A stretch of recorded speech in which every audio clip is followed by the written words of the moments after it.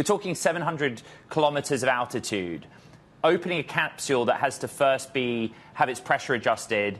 You know the history of what the agency did. What about what SpaceX plans to do tomorrow morning?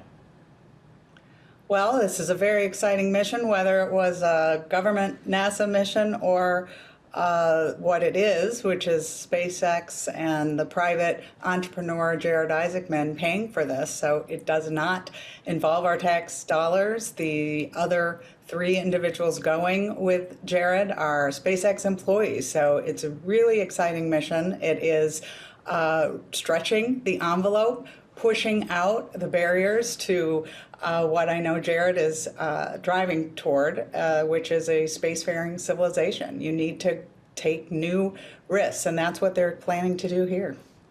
How radiation impacts humans. Obviously, also how Starlink laser beam communications manages at these sorts of altitudes. Laurie, where does it push us forward to? Ultimately, what does it mean for also NASA working alongside on these more experimental, high-risks projects? Well, you know, one of the reasons SpaceX has been so successful is that they've taken things step by step. And we at NASA, when I was there, allowed them to carry cargo first to the International Space Station. After they developed this rocket largely with their own funds, we got a lot of confidence with that and then allowed them to take astronauts. Now they are taking astronauts beyond where the space station is to a much higher orbit and, as you noted, going on the first commercial spacewalk. We will learn, we in the government, from these activities. They've developed a new spacesuit. NASA spends a lot of money on spacesuits and takes a lot of time to do these things.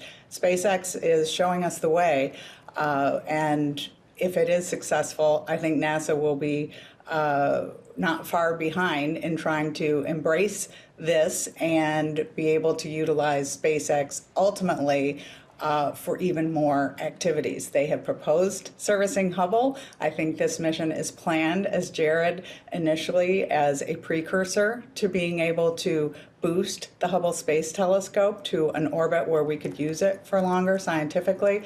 NASA has not yet opened that door. So if this succeeds, I think we'll see SpaceX back trying to make that happen. We got confirmation over the weekend that it's SpaceX to the rescue, that the 2 astronauts stranded on ISS will return in Dragon capsule because of the issues with Boeing and its capsule. How do you react to that? And how does NASA react to that long term?